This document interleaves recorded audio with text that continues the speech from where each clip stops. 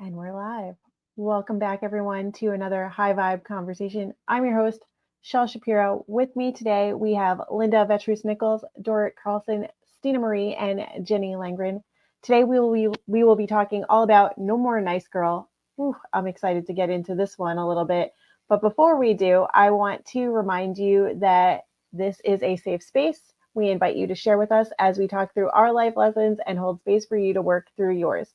So, what this means is that whether you are watching live or catching us on the replay, if you resonate with the conversation, like what we're talking about, want to share your own insights, this is a safe place to do so. And we invite you to engage with us in the chat. We will do our best to respond to those comments and keep the conversation going with you. We love having those high vibe conversations, as you know. And if you want to have more high vibe conversations with us, but want to do it a little bit more privately, this is where you can use that link to book an individual high vibe conversation of your own. The link will give you access to choose which one of us you'd like to have that one-to-one conversation with. I will pop this link up at the end of our live so that you don't have to go searching for it. And again, if you like these conversations, you can go to the YouTube channel. Please subscribe and follow, and you can catch up on previous conversations and make sure that you don't miss any upcoming ones. We'd love to have you join us for more of them, of course. So again, today's conversation is all about No More Nice Girl. Linda, I'm going to start with you today. What's coming up as we talk about No More Nice Girl? The biggest thing that came up was the whole, like, me trying to figure out my first marriage and what was going on and what could I do to make things better, and got to this point where I realized I can't. It does take two, and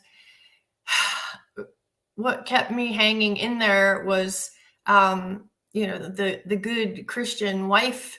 And so it was a hard reality, and it really did feel like stepping out of the nice girl syndrome. And then after that, it was basically during getting divorced.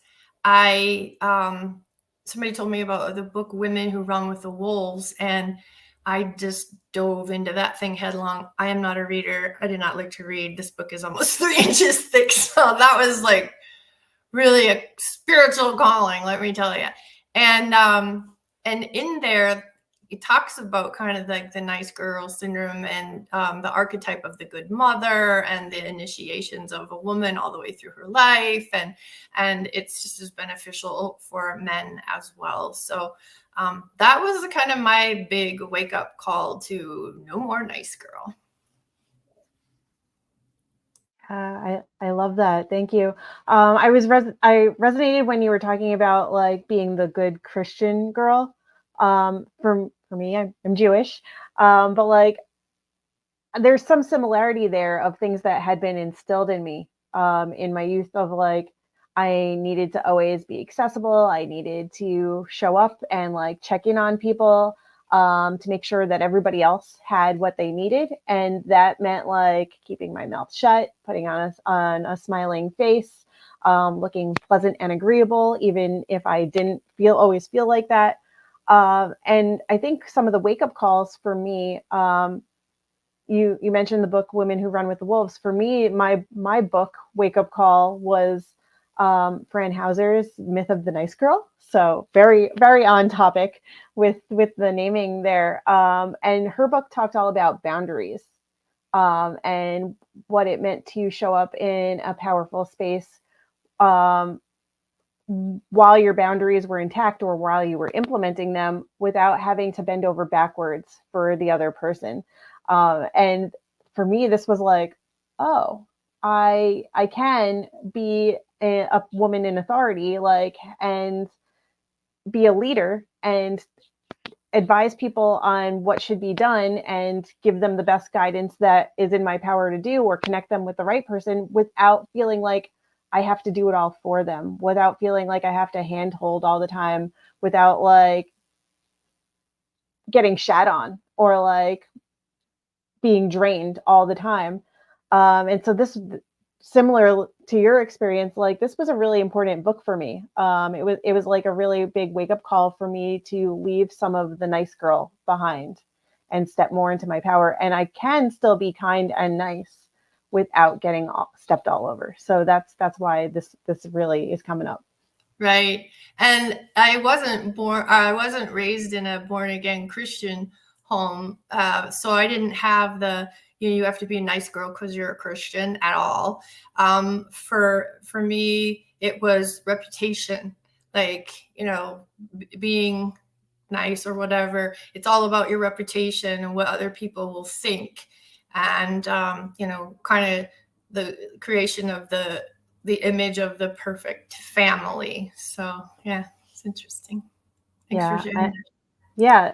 And similarly for me, it was like if I portrayed any semblance of like rebellion or like was pouting or like angry or just like not being what everybody was expecting of me sometimes, would reflect badly on my parents, or like it would reflect badly on somebody else in the family and not bode well. So yeah, that for me, that was like something that I had to work to shatter, because I can show up in many spaces and I get to show up in many spaces and be whoever I want to be. And it if I care about how I look and how other people look, that's one thing, but I'm not doing it because of somebody else's expectations of me, right? So I think that's really important to take note of. Dora, I'm coming over to you. What's coming up for you as we talk about No More Nice Girl? As a recovering nice girl myself, I can really resonate with this.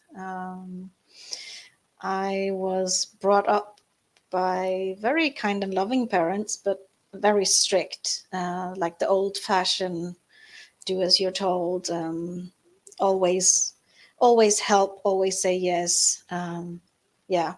So even though I was the youngest in the family, my sister got married when I was 7 years old and moved out. My brother went in the military around the same time. So it was just me and my rather old parents. Yeah, a lot was put on me from a very young age. I was coming home from school, helping prepare dinner. If mom was working, I was making dinner to my dad, cleaning up afterwards. I started babysitting when I was 10 years old, every day for a little girl.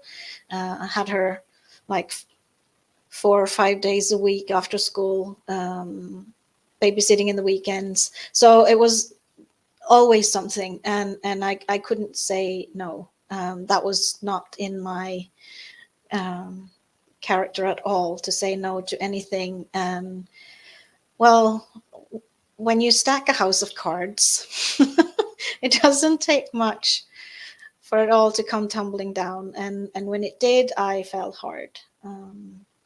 So when I was burnt out and sick and just laying there, I had to go within myself to try to find my own values and cut out those things that would definitely make me ill again if I started doing them. So that's when I started saying no, because I couldn't do things because I was sick, and to me that was a valid reason. But I got the practice saying the no's. I had to think of me first, and that was so freeing, so wonderful, but also guilty. I felt guilt for putting myself first and saying no. But well, the world kept going, and people kept being my friends, and I didn't lose anyone because I said no. So no one was angry, or no one was screaming at me or anything. I could say no, and there were no big issues about it. And that was kind of a big discovery for me in my 40s. So it's been wonderful to heal from that and to be able to say no and find my own values and go back in my subconscious and find the things that led me up that path, so I understand why I behave that way, because only then was I able to steer clear of more of that same behavior and not falling into that pattern as long as I stopped focusing on it, since we are on autopilot most of the days. If I'm not focusing, then it goes on autopilot, and then it's super easy to slip into the same thing. So now I help my clients see the same things, help them find the issues in their subconscious, what's making them slip into the same slippery slopes or getting stuck in the same mud over and over again in their lives. So yeah, finally free from the good girl syndrome. Yep. I love that for you, Dorit. I have a follow-up question to that, if you don't mind. Sure.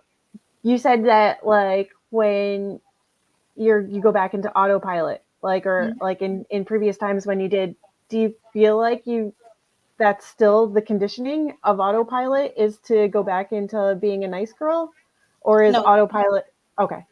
no, my autopilot is off. I've changed the tape recording. So there is no So more autopilot. no. I was able to go into the subconscious and change that old recording where I was told to always be the good girl.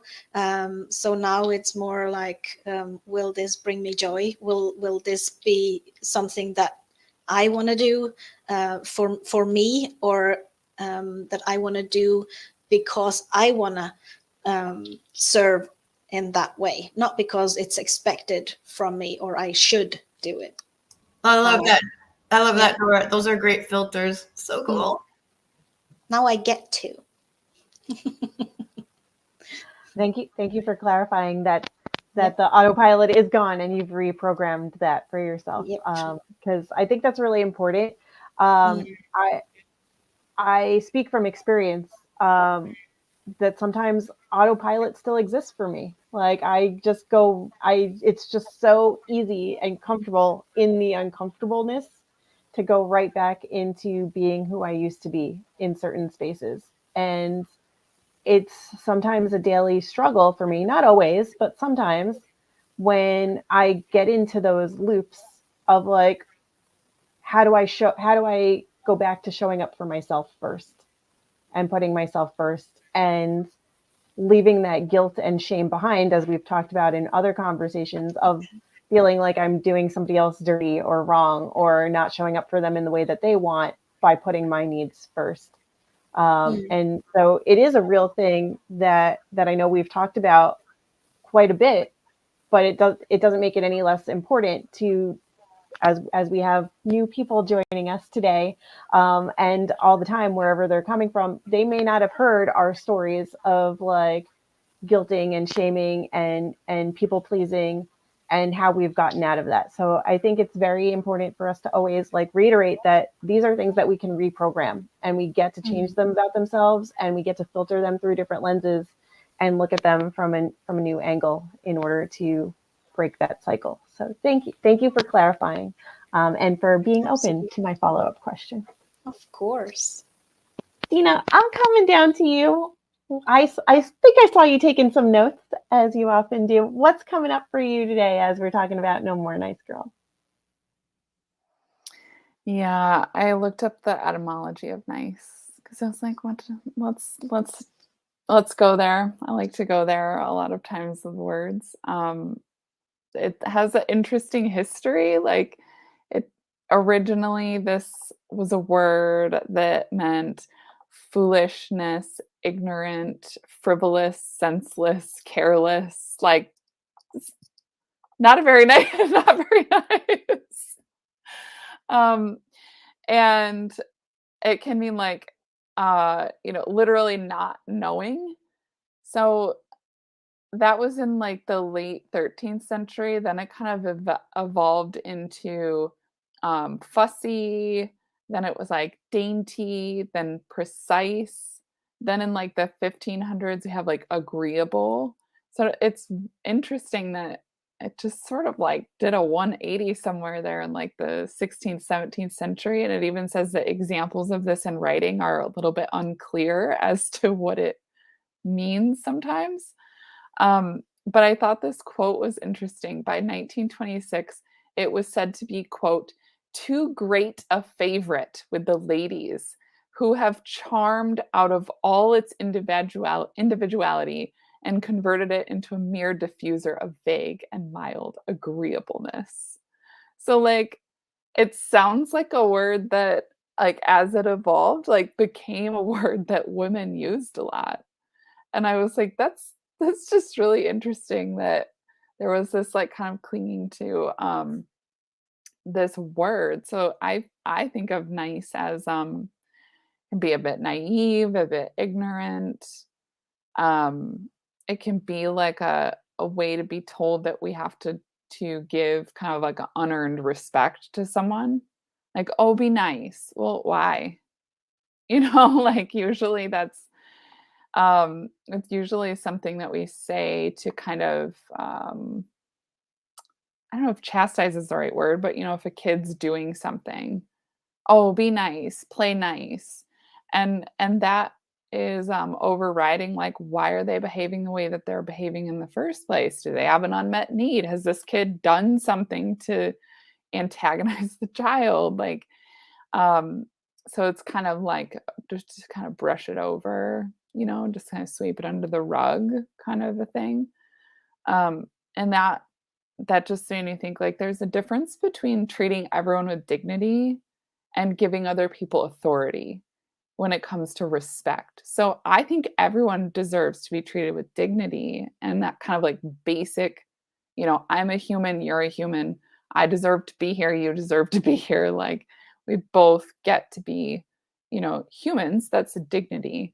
But then like to give someone authority is, the way you feel is more important than me. The way this interaction feels to you is more important than how I feel. And that's where we just kind of we've got that learned behavior then to bypass, that's what I'm looking for, to bypass our own autonomy, our own authority, our own feelings, and decide that, oh, it's more important to keep up this appearance that everything's fine. And I think it makes us very convenient people when we're nice. Very, very easy to deal with, but also like very easy to overlook, very easy to not give, airtime to or space to. So it's very vanilla to me, being nice. Bland vanilla, like bottom shelf vanilla ice cream. It reminds me of how like the word maiden, we think of that as sweet and nice and innocent, and actually maybe it's the etymology of that word. What it really meant was a very empowered woman who didn't need a man, which cracks me up every time.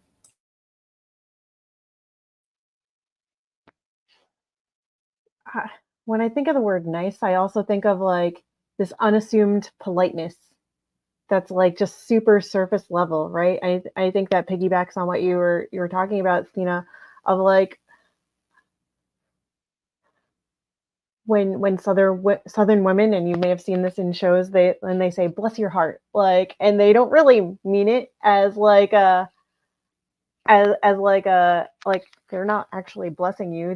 They're just like smoothing things over to like keep things moving, go on with their day, and like move on to the next thing. Like it's just like a polite thing that we sometimes say, or like a polite way that we're expected to act to keep things very on the surface instead of like seeing somebody's actions of kindness, on the other hand, of like that.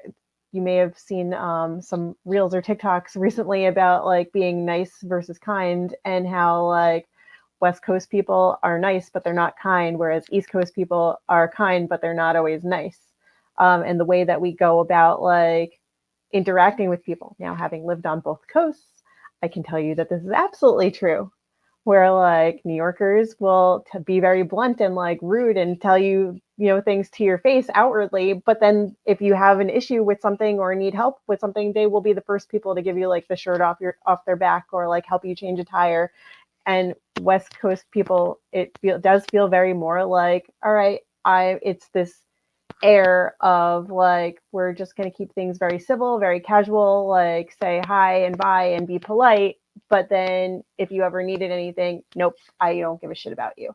And so there is this different level of unassumed expectations that we just are expected sometimes to be nice on the surface, just to keep things at bay and keep the peace and keep this air of presence about us, and not dive any deeper below the surface of what things actually could be, or who and how we are and interact with others.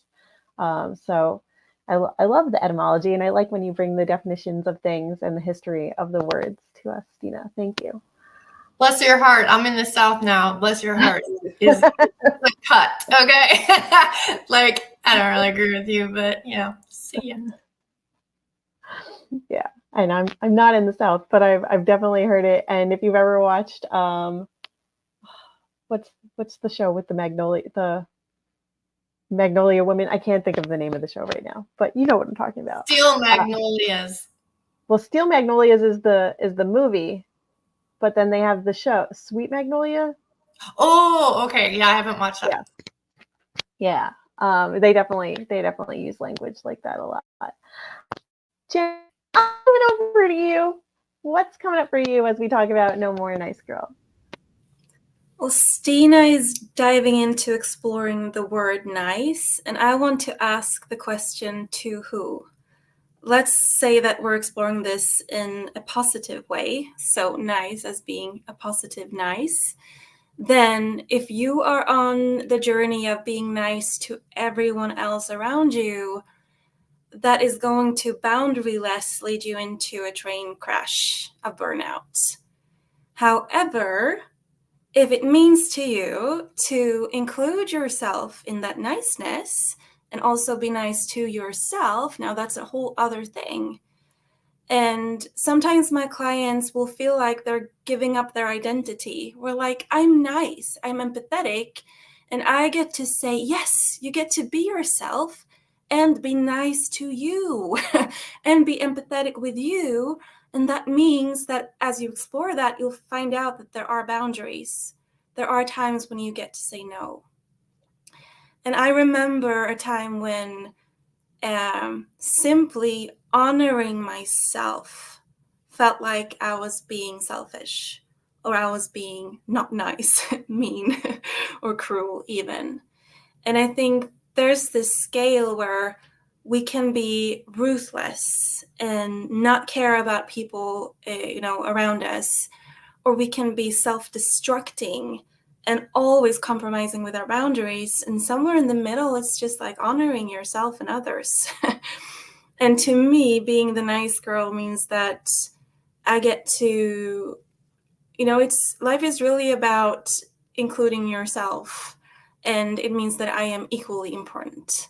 And sometimes that's going to mean that people around me experience me as mean or harsh or, very, very clear.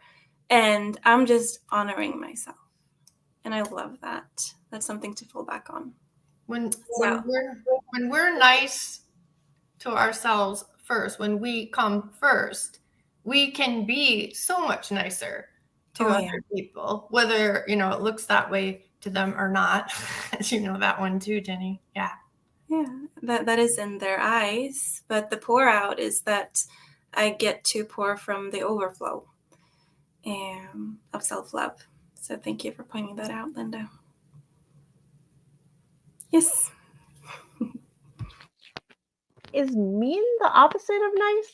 Like, because I heard you were talking about being nice versus being mean or being cruel, but is it always that, like, or is that just our go-to because we've been conditioned for so long Yeah, to feel that, right? for sure. Like, I take this for myself too. Like, if I'm not being nice to myself, if I'm not loving on myself first and filling up my cup so that it can overflow into somebody else's, um, then I'm being hard on myself, right? Or like then I'm being mean to myself, or just not coming from a place of loving and respect myself. But does it always mean that? Or is that just because it's been such a shared experience for so many of us for so long? Yeah. And we lack the words, like we lack the nuances of sharing our experience and being nice to yourself and honoring yourself really is exploring a new part of your brain. So I spent 10 years, and I love that I get to share this with my clients because it gives them hope.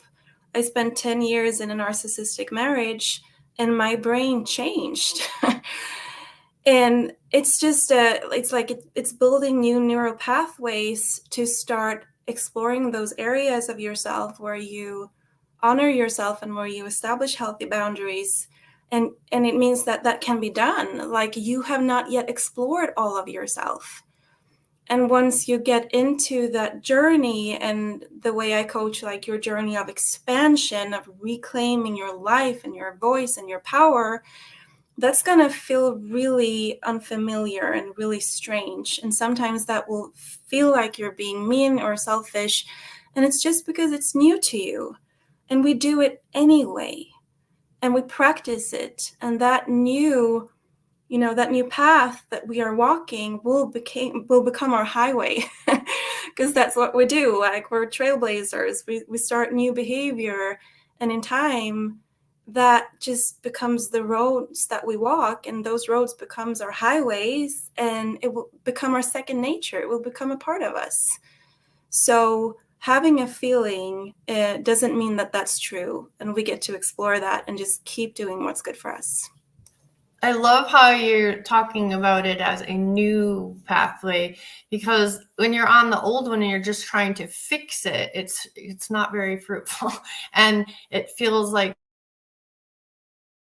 and never getting somewhere. And that idea of it's a new neural pathway, and when you find that you are doing like old behaviors, it's like you realize you're over on the old pathway, like the old Jenny, if you will. So and then it's just a choice to get back on the new neural pathway with the new filters. I love that.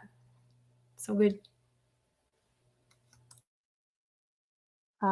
And this reminds me of what Dorit was sharing earlier in the conversation today about letting go of like getting into those auto loops of and reprogramming the way that she thinks about things and approaches her situations so that she doesn't go back to the programming that she used to have.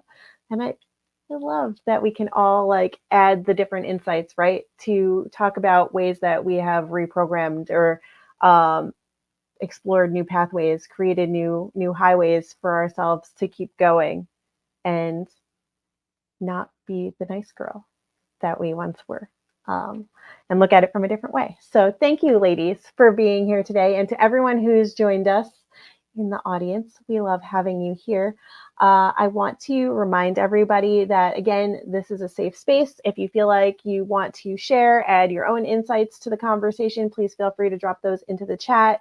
If you want to continue the conversation but do it a little bit more privately, you can schedule with one of us using this link to select your high vibe person here to have a more one-to-one high vibe conversation. And if you'd like to experience all the lives and more, catch up on previous conversations, please make sure to subscribe to the YouTube channel on your screen now. We will be back next week, same bat time, same bat station, So stay tuned for more. Until then, we will say bye for now.